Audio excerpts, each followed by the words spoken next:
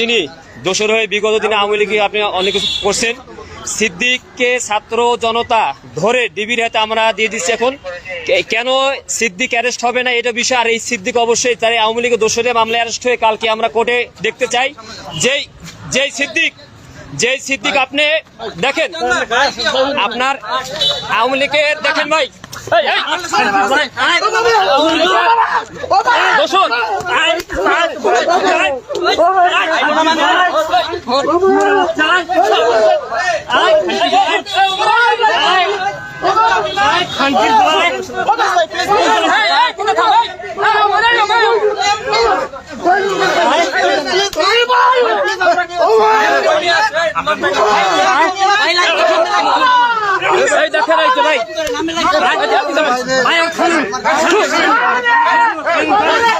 এই জনগণ ধরে দেখেন, এই জনগণ ধরে আমরা হাবিবুল্লাহ বাহার ছাত্রদল, আমি সাইফুল ইসলাম এবং বিদাস সহ এখানে আপনার জগন্নাথের ছাত্রনেতা বাসেদ ভাই এবং বিশেষ করে আপনার ছাত্রদলের কেন্দ্রীয় সংসদের যুগ্ম সম্পাদক আপনার সে ধরে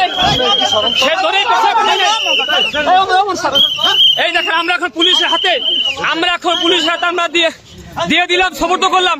কেন সে অ্যারেস্ট হবে না, কেন সে চালানো হবে না? আওয়ামী লীগের দোষর তাকে কোনোভাবে ছাড়া হবে না। আমাদের হাবিবুল্লাহ বিশ্ববিদ্যালয়ের 2টা ছাত্র শহীদ হয়েছেন, আপনার 100 আহত হয়েছেন। এখানে আপনার এই যে গুলিবিদ্ধ অমর ছিল 18 তারিখে ছাত্রলীগের একেবারে অ্যারেস্ট করতে হবে। আমরা পুলিশের হাতে বারবার তুলে দেওয়ার পরও পুলিশ কেন ছেড়ে দিচ্ছে সেই জবাব পুলিশকে দিতে হবে। আমরা অ্যারেস্ট চাই, ছাত্র জনগণ পালাবার সময় তাকে হাতে নাতে ধরা হয়েছে ভাই। ইতিমধ্যে আমরা এই দেখেন জনগণ তাকে গণদোলায় দিয়েছে আওয়ামী লীগের দোষর অভিনেতা সিদ্দিক।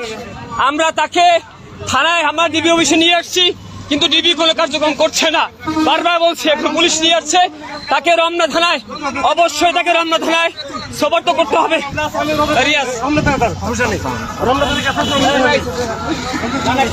দর্শক আওয়ামী লীগের আস্থানা এই বাংলায় হবে না।